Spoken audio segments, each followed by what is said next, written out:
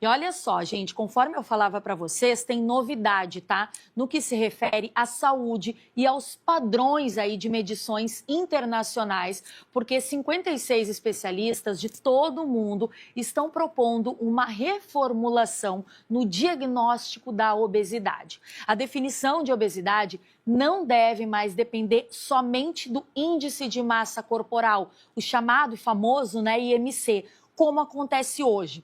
Segundo eles, o IMC pode não refletir de maneira precisa os riscos à saúde, pois não leva em conta a composição corporal de cada indivíduo, como a distribuição de gordura e também a massa muscular. Tem outra questão, tá? Nem sempre pessoas com excesso de gordura tem um IMC que indique obesidade. Então, com isso, uma nova abordagem está sendo aí considerada, levando em conta outros fatores para um diagnóstico mais completo e eficaz. Essa revisão também prevê duas novas categorias para a realização do diagnóstico: obesidade clínica e obesidade pré-clínica. A gente conversa agora ao vivo com a nutróloga Andréa Pereira. Doutora, muito boa tarde para você, bem-vinda. Vamos começar, doutora, explicando, né, como esse cálculo, esse IMC é feito hoje e por que está se discutindo, doutora, que apenas ele não seria o suficiente se a gente vem aí longos anos utilizando ele como um balizador fundamental, importante para dizer se uma pessoa tem uma gordura expressiva a ponto de ser considerada obesa. Muito boa tarde, bem-vinda.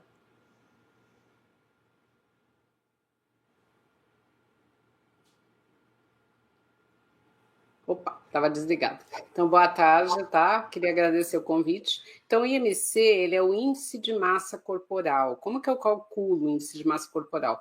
O peso dividido pela altura ao quadrado, né? E quando a pessoa tem o IMC acima de 30, você pode ter uma classificação com obesidade.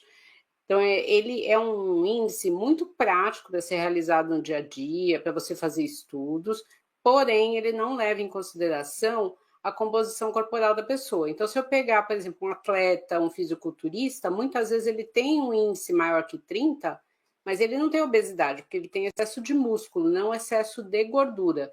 O excesso de gordura corporal caracteriza também a obesidade. Perfeito. Doutora, tem um dado até que chama muito a atenção da Organização Mundial da Saúde, né?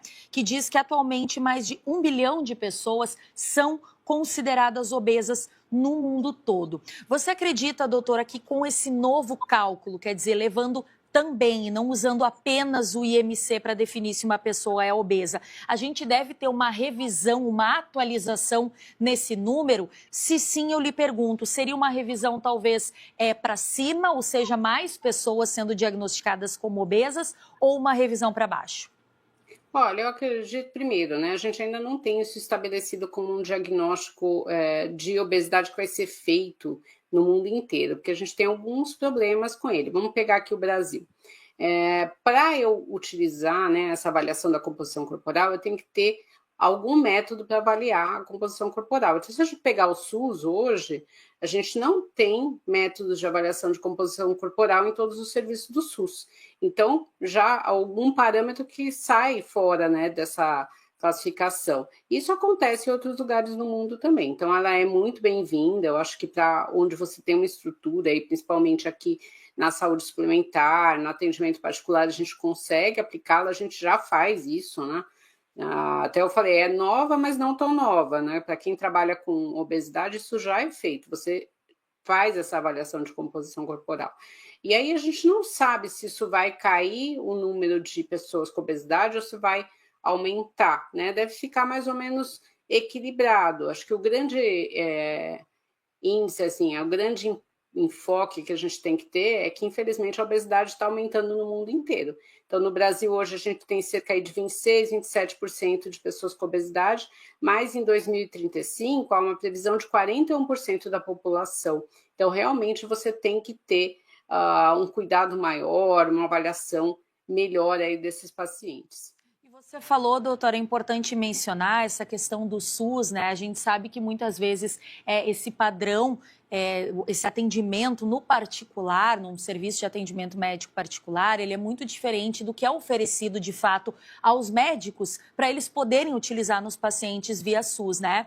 E você acredita, doutora, que essa revisão que está sendo proposta, que está sendo feita, ela seria uma revisão universal, digamos assim, ou cada país adotaria a sua forma de fazer essa medição, essa aferição? Como é que seria isso? A medição da composição corporal ela é universal, né? Você vai ter os aparelhos, né, que são considerados os melhores para fazer essa medida, e os índices são os mesmos no mundo inteiro, para você considerar mais ou menos gordura. A gente tem algumas diferenças, por exemplo, nos países asiáticos, né? O índice de gordura será um pouco diferente. A gente não tem um padrão exato do brasileiro, a gente acaba usando o índice universal, mas eu acho que isso não empobrece o nosso diagnóstico de obesidade. Mas eu acho que a importância desse estudo é você documentar, né, tudo que você deveria fazer para classificar a obesidade, talvez com isso a gente consiga melhorar as políticas públicas, né? Eu sou uma das coordenadoras da ONG Obesidade Brasil, e a gente está com um projeto de lei aí no Rio Grande do Sul para colocar, né, a aferição do IMC em todos os atendimentos, porque isso não é feito hoje, então isso não é medido, não é colocado, e muitas vezes você fica sem encaminhar essa pessoa para um atendimento. E aí ela acaba, por exemplo, não tendo o tratamento correto, o acesso à medicação correta, principalmente quando a gente fala em SUS, né, doutora? Sim, exatamente, né? Mas isso não é só no sistema público que acontece, tá? Mesmo em hospitais privados, muitas vezes você não pesa a pessoa, não mede, você não tem o cálculo do índice de massa corporal também. Então é difícil às vezes a gente saber, por exemplo, quantas pessoas com obesidade estão internadas. A gente tem às vezes alguns trabalhos falando dos desnutridos, mas a gente não tem da obesidade. Então, a gente pega um trabalho novo, né, falando aí do IMC, de medidas, mas às vezes a gente não tem coisas básicas, né, até uma balança para pesar essas pessoas, uma balança para que faça aferição de pesos acima de 200 quilos, por exemplo, é uma balança especial, e não tem em todos os locais, por exemplo. Complicado, que dirá então acesso a exames também, né, doutora? Eu ia lhe perguntar outra coisa que esse estudo propõe, duas nomenclaturas que eu acho que é importante a gente explicar para quem nos acompanha, que é a obesidade clínica e pré-clínica. Explica para a gente, doutora, o que é essa obesidade clínica, pré-clínica, em que elas se diferenciam e como é que seria o tratamento para cada uma também? Então, essa obesidade pré-clínica, você pega a classificação aí abaixo do índice de massa corporal 30, que seria um sobrepeso, e essa pessoa tem mais gordura corporal. Então, eu já vou ter uma preocupação com essa pessoa, né, em termos de pensar, de não deixá-la chegar na obesidade, por exemplo. E no caso da obesidade clínica, são as pessoas que têm o excesso de gordura e também têm bastante sinais e sintomas ligados a obesidade, né? Seriam as comorbidades que a gente chama. Porque a obesidade, ela é uma doença crônica que está associada a outras doenças. Então, por exemplo, pressão alta, diabetes, gordura no fígado, risco de câncer, problemas de dores articulares, dores musculares, dores ósseas, dor de cabeça, existe uma enxaqueca ligada à obesidade, depressão, a gente tem também essa associação, gota, por exemplo, problemas respiratórios, cardíacos. Então, uma pessoa que não teria nenhuma dessas comorbidades, ela entraria, né, com excesso de gordura e sobrepeso, entraria nessa obesidade pré-clínica, e quem tem já alguma dessas comorbidades nessa obesidade que a gente chama de obesidade clínica, né? Lembrando que as duas têm excesso de gordura. Perfeito. Doutora, já que você entrou nesse assunto, vamos conversar um pouquinho mais então sobre essa questão da obesidade, fazer esse alerta também para quem nos acompanha, porque realmente é uma crescente, você trouxe aí a projeção, os dados que a gente tem hoje, a projeção que a gente deve ter, se eu não me engano, até 2035, quer dizer, os números, infelizmente, só indicam um aumento e não uma queda, né? A gente tem hoje o home office, a gente tem as pessoas muito mais tempo sentadas, trabalhando no celular. Queria lhe perguntar, o que você vê que acaba aí causando esse aumento, além, obviamente, né, doutora, de uma alimentação empobrecida em frutas, verduras, enfim, as pessoas não se alimentam muito bem, mas o que mais, hoje em dia, falando de hoje, 2025, o que causa obesidade na população? Então, a obesidade ela é uma doença que tem várias causas. Então, a gente tem as tendências familiares, a gente tem os hábitos alimentares, né, que infelizmente no Brasil aí todas as pesquisas têm mostrado que nós consumimos cada vez menos fibras, isso inclui, né, frutas, verduras, legumes, produtos integrais. Nós estamos cada vez mais sedentários. Não é só praticar atividade física, né? Atividade diária. Então a gente faz muito pouco. Hoje eu mexo o dedo, eu consigo resolver muita coisa, não preciso nem me levantar. Isso só vai piorar, né? Daqui a pouco a gente não precisa mexer o dedo, a gente só fala, né? Então a gente não vai ter movimentação. Tem estudos interessantes, você começou o programa falando da temperatura, né? Aqui em São Paulo, eu estou em São Paulo, também está terrível. A alteração climática também leva à obesidade, né? Fatores psicológicos. Então, assim, é uma série de coisas que você tem que levam a isso. Mas o sedentarismo é super importante, né? Principalmente na prevenção, né? De você tentar, né, ter um gasto calórico maior. E a alimentação é fundamental, né? Tanto o exercício quanto a alimentação são bases para o tratamento da obesidade. Não são suficientes, mas são bases para isso. E você fala de São Paulo, doutora, eu falo aqui do Rio Grande do Sul, você tem esse conhecimento na área, né? Também em relação a outras cidades e outros estados. Se a gente for fazer um recorte por estado, qual é o estado hoje do Brasil que apresenta esse maior índice de obesidade? Olha, a gente tem estados muito próximos, mas região sul e sudeste são as regiões que têm bastante obesidade, mas ela está bem difundida no país todo, né? Então, assim, Tocantins, né, no caso Palmas, acho que é uma das capitais com menos obesidade que a gente tem, mas nos estados do sul e sudeste a gente tem bastante, mas não que não tenha no norte e nordeste. Infelizmente está difundido aí no país todo, né? E a idade, doutora, e também o gênero, mais homens, mais mulheres, o que a gente tem visto hoje?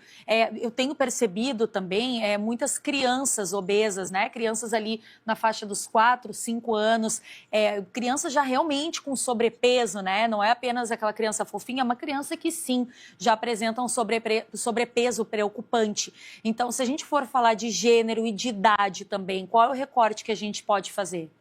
Então, a gente ainda tem mais obesidade em adultos, né? Então, a partir aí dos 18 anos, a gente tem uma incidência maior, mas isso está aumentando muito nas crianças.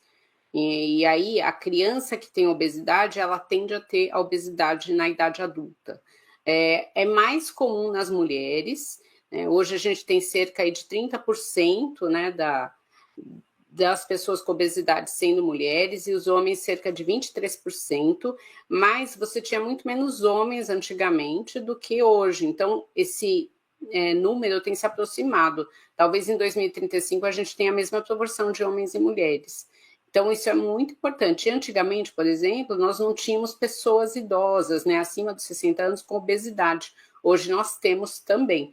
Então, assim, a obesidade está pegando todos os gêneros, todas as faixas etárias, mas na infância eu acredito que a gente ainda consiga prevenir para esse adulto não ter obesidade. Eu acho que é muito importante, né? A política pública, a prevenção, né? A escola para ensinar sobre hábitos saudáveis. Com certeza, e muitas vezes os pais também, né? Porque os próprios pais acabam oferecendo alimentos, enfim, hábitos que a gente sabe que acabam prejudicando essas crianças, né? Não é raro a gente ver. Doutora Andréa Pereira, nutróloga, muito obrigada pela tua participação ao vivo com a gente. Doutora, seja bem-vinda outras vezes.